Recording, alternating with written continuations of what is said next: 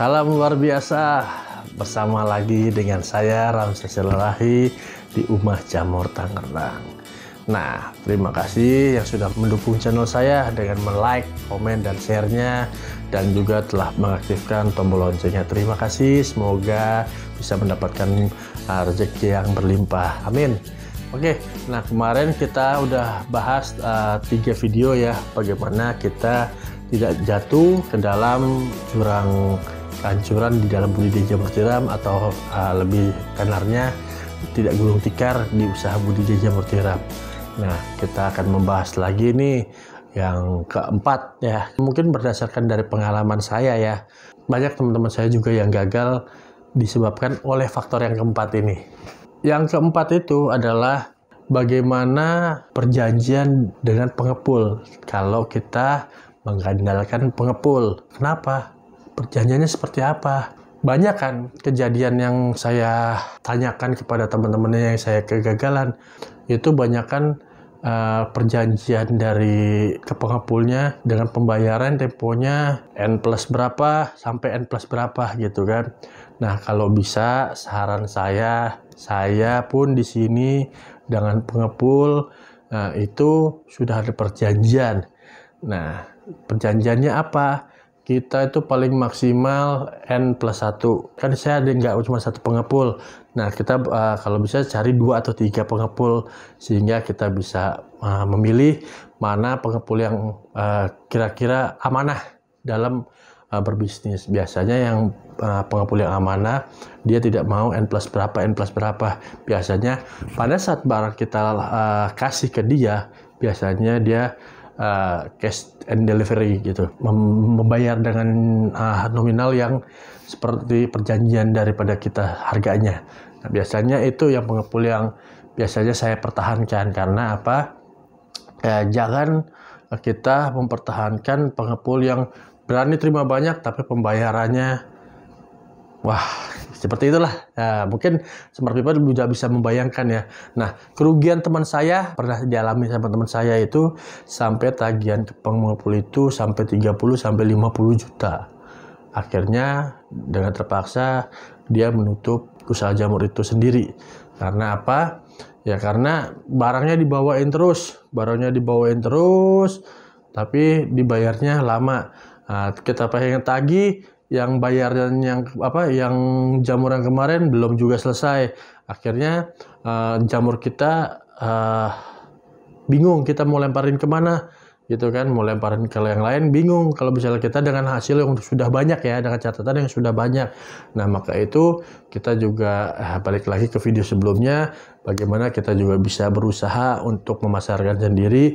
Jika ini pengepulnya ada suatu masalah, kita bisa cari poin-poinnya yang video saya share sebelumnya, sehingga kita tidak juga mengharapkan terlalu pengepul.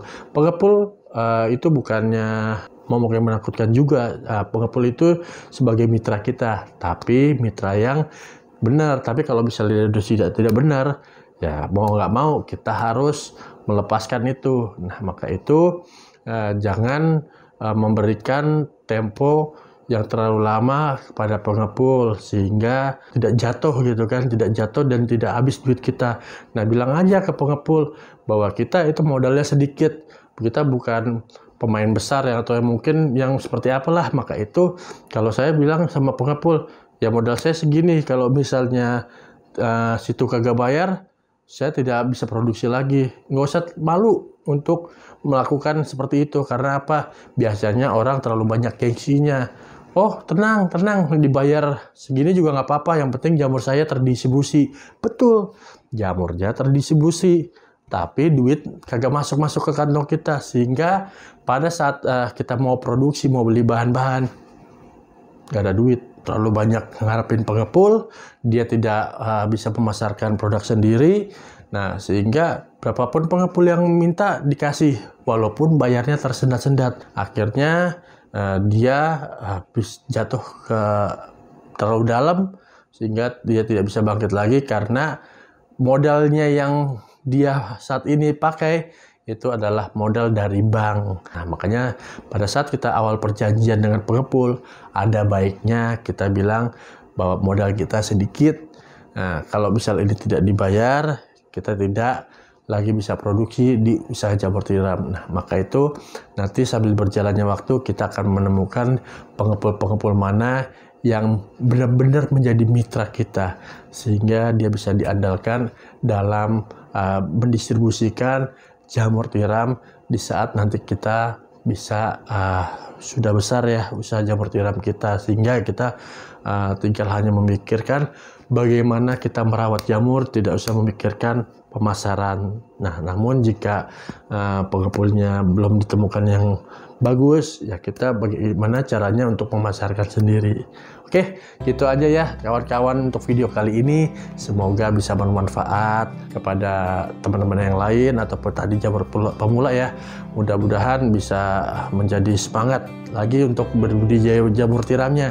Nah, jangan lupa di like, di komen, dan share-nya nih kepada teman-teman semua yang lain. Dan juga jangan lupa yang ingin mau berkritik atau memberikan saran terhadap channel saya atau mungkin terhadap pertanian jamur tiram di Indonesia, boleh diisi di kolom komentar. Nanti kita akan bahas satu demi satu. Mudah-mudahan saya bisa menjawabnya. Tapi kalau misalnya saya tidak bisa, saya akan berkomunikasi lagi dengan bersilaturahmi kepada petani-petani yang mungkin lebih senior daripada saya, yang punya sejuta ilmu yang lebih banyak daripada saya.